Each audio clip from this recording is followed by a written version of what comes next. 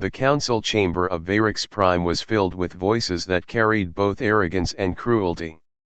Alien generals sat in a great circle, their tall bodies lit by the pale glow of starlight shining through crystal walls. Around them stood young recruits from across the galaxy, soldiers eager to learn the one thing everyone wanted to know: how to kill a human. The speaker, a scaled creature with 4 cold eyes, raised his hand for silence. "Humans," he said, his voice dripping with contempt, "are stubborn, violent, and reckless. But they are not unbreakable. They bleed, they suffocate, and they can be crushed like insects. Today, we will teach you how." Laughter echoed through the chamber. The recruits leaned forward, eager to hear. The lesson began. "First," the speaker continued, "never fight them head-on. They thrive in chaos. Instead, strike their air. Humans need oxygen. Take away their breath, and they collapse like dying animals. 1 minute without air, and their bodies panic. 3 minutes, and they are finished." A tall insectoid general joined in. "Their ships are primitive, but their instincts are sharp. Cut their communication before you strike. Alone, they are loud but fragile. United, they become dangerous." The room filled with cruel laughter again. But high above them, hidden in the shadows of the ventilation tunnels, a boy listened. His small human body trembled as he pressed his ear against the metal grate. His chest rose and fell rapidly, but he dared not make a sound. His name was Kale, only 12 years old, captured when the aliens raided his colony. He had escaped the holding pens days ago, surviving on scraps and drops of leaking water. He thought he would die in these vents. But tonight, fate had led him here. Below, the lesson grew darker. Another general spoke, his voice smooth and cruel. "If a human soldier resists, break their bones. Their joints are weak. Strike here." He raised a clawed hand and tapped his elbow joint, and here. He tapped his knee. "They will fall screaming, and then they are nothing." Kale's fists clenched. He remembered his father screaming as soldiers dragged him away, his mother's broken body left on the ground. Rage burned in his chest, but he kept still, silent as stone. The speaker leaned forward. His voice lowered, but carried a sharp edge. "Do not underestimate their minds. They adapt too quickly. If they survive your first attack, they will return stronger. That is why we must never give them the chance to learn." The recruits nodded, their eyes shining with cruel excitement. Kale's heart pounded. His young mind caught every word, every secret. The aliens thought no human could hear this knowledge. But he was hearing it all. The insectoid general laughed again. "But do not fear. Their weakness is built into their very flesh. Poison their water, block their light, break their fragile shells. Humans are easy prey." Kale bit his lip, drawing blood, but he still did not move. He could not. This was not just survival anymore. This was something bigger. For the first time since his capture, Kale felt a spark of power inside him. The aliens were teaching him the way they thought humans should die. But in their arrogance, they had made a mistake. He was learning how they thought. How they planned. How they killed. The chamber's crystal walls glowed brighter as the lesson ended. The speaker raised his hand one last time. "Remember this well. Humans must be erased, not just beaten. If they live, if even one survives," he paused, his 4 eyes narrowing, "they will find a way to rise again. And if that happens, the galaxy will regret ever letting them live." Kale's breath caught. His small body shivered as those words struck him like a blade. He knew, in that instant, what his purpose had become. The recruits saluted. The generals stood tall, proud of their cruelty. The great doors of the chamber opened, and the soldiers marched out, their steps echoing through the hall. The chamber grew quiet once more. Kale waited. He did not move until the last sound faded away. Only then did he crawl backward through the vents, his hands shaking, his face pale. His heart thundered with fear, but inside that fear, something else had taken root. Resolve. He whispered to himself, so quietly only the darkness could hear. You taught me how to kill humans. But I was listening. And one day, I will teach humans how to kill you. His voice broke, but the promise was real. That night, a starving boy in the vents of an alien world carried away something greater than food or freedom. He carried away the galaxy's deadliest secrets. And the galaxy would never be the same. The night on Varix Prime was colder than Kale had ever felt.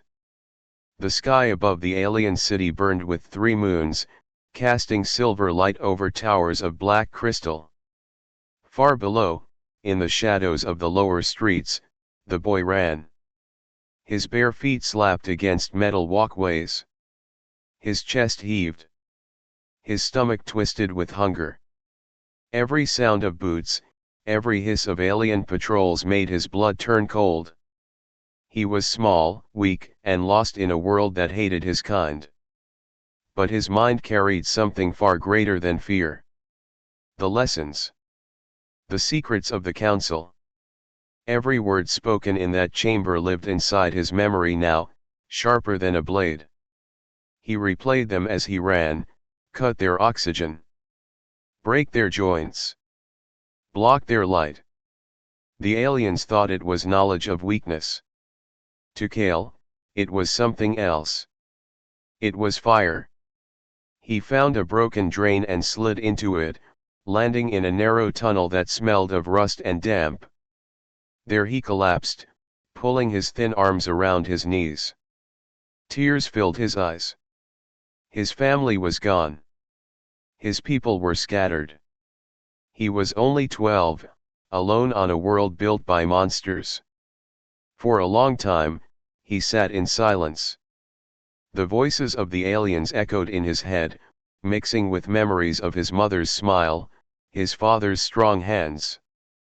And then, slowly, a thought rose inside him. They want us to die. They think we are weak. But if I carry their words, if I survive, then maybe one day, humans will rise again. Kale lifted his head. His face was wet, but his eyes burned. He placed his hand against the cold tunnel wall, as if swearing to something greater than himself. I will not forget, he whispered. I will not waste what I heard. I will survive, and I will tell the others. I swear it. That night, the boy made an oath. It was not the oath of a soldier. It was not the oath of a leader. It was the simple, desperate promise of a child who had lost everything. But it carried the weight of something larger, the spark of humanity's revenge. Days passed. Kale hid in ruins, scavenging scraps. He learned how to move unseen, how to wait in silence, how to slip away just before patrols came near. The city was full of danger, but also full of knowledge. Every whispered command, every alien signal, every careless guard gave him another piece of information. He collected them all. Each night, as he lay hidden in some forgotten corner, he repeated the secrets to himself. Over and over, so he would never forget. He carved them into the dirt with sticks. He whispered them like prayers. One day, he found other humans. They were broken, starved workers in a mining pit, their faces hollow, their eyes filled with despair. They looked at Kale like he was a ghost when he crawled to them. He told them what he knew, his voice trembling but fierce. The aliens, they think we're weak. But I heard their generals. I know how they fight. I know how they plan. We can use it. The older men laughed bitterly at first. They thought he was only a boy with wild dreams. But when Kale repeated the exact words of the council, how to cut oxygen, how to break human bones, their laughter died. Silence fell over the pit. The men stared at him with wide eyes. And for the first time, Kale saw something new in their faces. Not hope. Not yet. But curiosity. Perhaps the boy was not lying. Perhaps this child really did carry the galaxy's darkest secrets. Kale stayed with them for a while, helping where he could, sharing what he knew. They listened more and more, their hopeless eyes slowly hardening with focus. A few even began to train in secret, using alien tools against themselves. But Kale knew he could not stay. The risk was too high. If the aliens ever discovered the truth, not only would he die, but every human near him would burn. And so, one morning, before the sun of Varix Prime rose, Kale left the camp without a word. He walked into the wastelands, his small figure swallowed by the horizon. His stomach was empty, his body weak, but his mind was steady. He carried his oath with him. He whispered it again as he walked. I will not forget. I will survive. And one day, humans will strike back. Years would pass before his name was known. Years before the galaxy would tremble at the thought of humans turning their own weapons against them. But in that moment, on that barren world, a boy with nothing but pain and memory had already changed the future.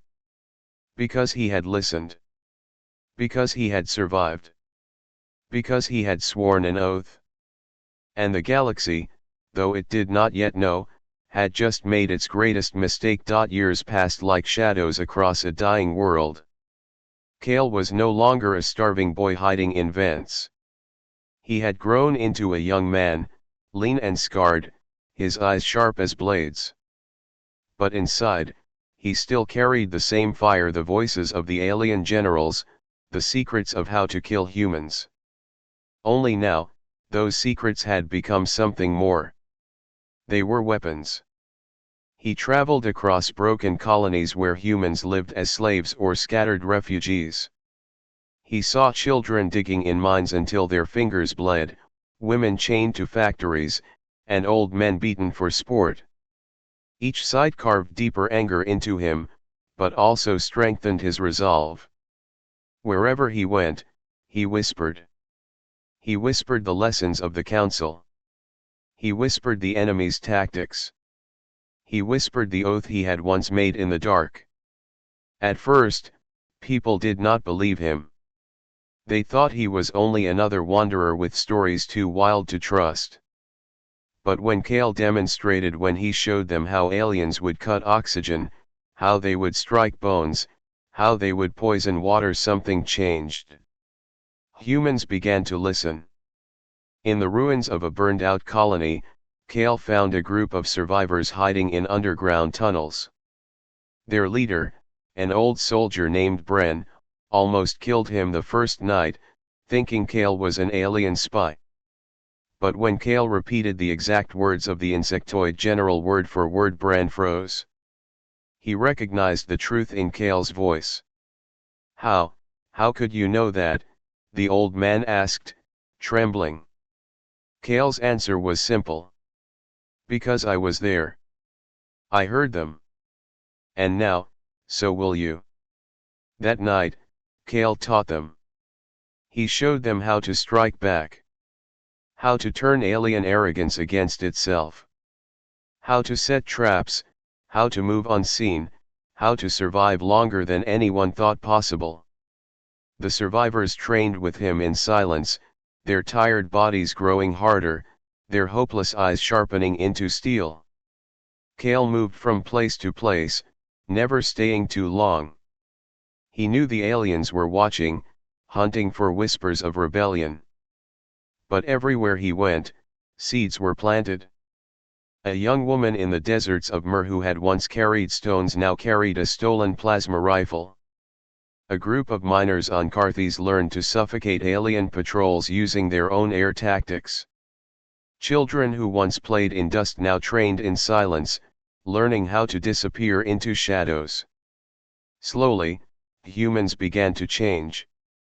They were still beaten. They were still hunted. But for the first time in decades, they were learning not only how to endure, but how to fight back. Rumors spread. Alien commanders began to whisper of strange ambushes. Patrols vanished without a trace. Soldiers swore humans were striking with uncanny precision, as if they knew every move before it was made. Impossible, the generals barked. Humans are too weak, too chaotic. And yet, the reports continued. Entire squads were wiped out by crude traps. Outposts were destroyed in the night. Ships were boarded by desperate men and women who fought with terrifying precision. It was as if the humans had stolen the council's playbook. One night, as Kale sat by a dying fire with a small group of fighters, Bran looked at him with weary eyes. "Where does it come from?" the old soldier asked. "How do you know so much?" Kale stared into the flames. His face was older now, but the pain in his eyes was still that of a boy who had lost everything. "I was a child when they taught it," he said quietly. "I heard every word they spoke about killing us. They thought no human could hear. But I did. And I swore an oath to remember." The camp went silent. Even the wind seemed to pause. Bran's voice broke the silence. "Then maybe, you are the weapon we've been waiting for." Kale did not answer. He only tightened his fists around the fire's warmth. He had never wanted to be a weapon. He had only wanted to survive. But now, survival meant something greater. It meant resistance. In time, people began to call his movement something more than whispers. They called it the Shadow Army. It had no flags. No grand leaders. Only scattered cells of humans, learning, adapting, and striking back with the knowledge Kale had given them. And though Kale never claimed the title, they called him the Listener. The one who had heard the secrets of the galaxy and turned them into blades. But Kale knew the shadows could only last so long. The aliens were starting to notice. Patrols grew larger. Rewards for captured humans grew higher. The council itself began to ask the question it had once dismissed. What if the humans have learned too much? Kale looked up at the stars that night, his jaw set. His oath still burned in his heart. "They taught us how to die," he whispered to the sky. "But we will teach them how to lose."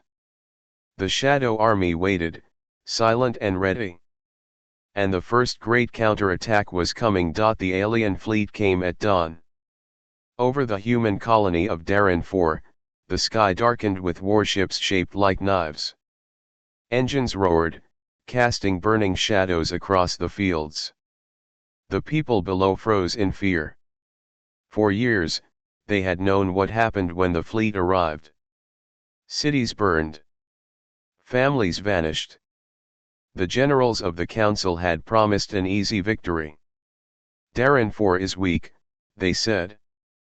"Humans scatter like insects. This will be quick." They were wrong. Inside the forests near the colony, humans waited.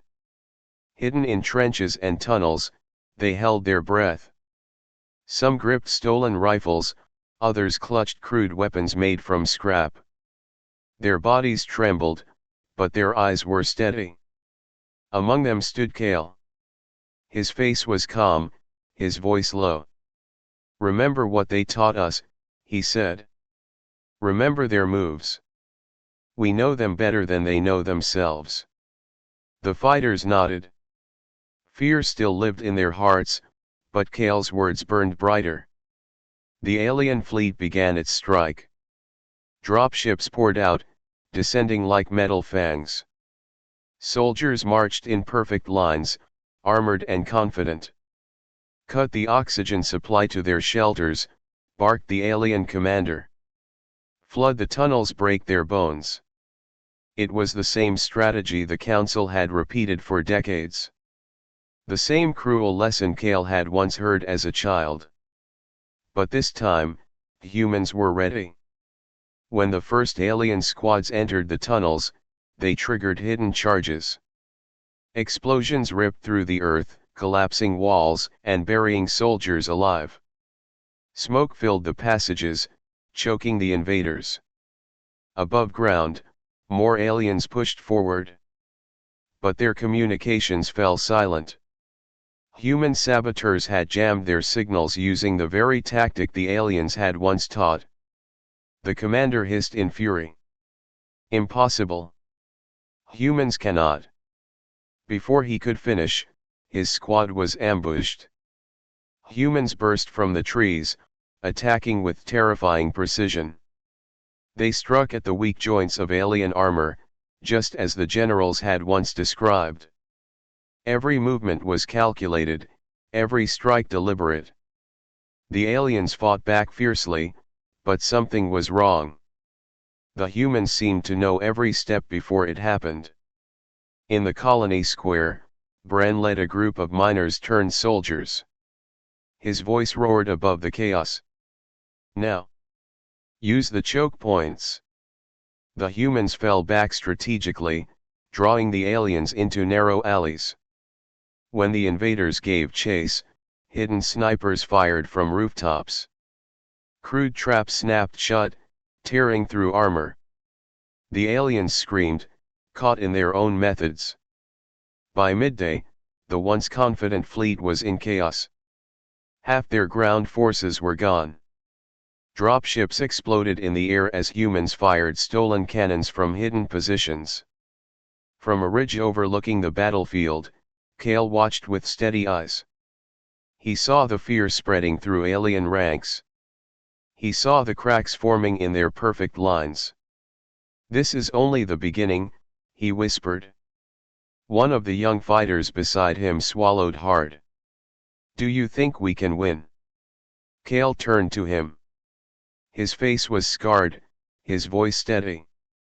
"They wanted to teach us how to die. Instead, they taught us how to fight. That's why we will win." By nightfall, the alien fleet retreated. Their ships pulled back into orbit, leaving behind smoldering wreckage and silence. For the first time in living memory, a human colony had not fallen. It had stood. The survivors gathered in the square, bloodied but alive. They looked at Kale as if he was something more than human, something larger. But Kale only shook his head. "This was not me. This was all of you. You remembered. You fought. And now, the galaxy will know." In the war councils of distant stars, panic spread. Reports poured in. The humans anticipated our moves. They used our own strategies against us. They are not prey. They are predators now. The council sat in silence, their cold eyes filled with unease. For years, they had mocked humanity as fragile apes. Now, whispers filled the chamber. "What if the child survived?" one general murmured. "What if he was listening?" The speaker slammed his clawed hand down. "Find him. Find this listener. If he lives, then every lesson we gave has become a weapon in their hands." But deep in the forests of Darren IV, Kale was already gone. He never stayed in one place for long. The Shadow Army had struck, and the galaxy had felt its first wound. And this was only the first counterattack. Kale looked up at the night sky, where alien ships retreated like frightened beasts. His voice was quiet, but it carried through the dark. You thought I was a child in the vents. You thought I was weak. But I listened. I remembered. And now, I will make sure the galaxy remembers too. The fire of resistance spread, star by star. Humanity had tasted victory. And the galaxy had tasted fear. The stars were burning. Across the galaxy, reports of human resistance poured in like firestorms. Colonies that had once been silent graves now fought like wolves. Patrols vanished. Outposts fell. Entire fleets stumbled into ambushes they could not explain. The aliens were confused, furious, and afraid.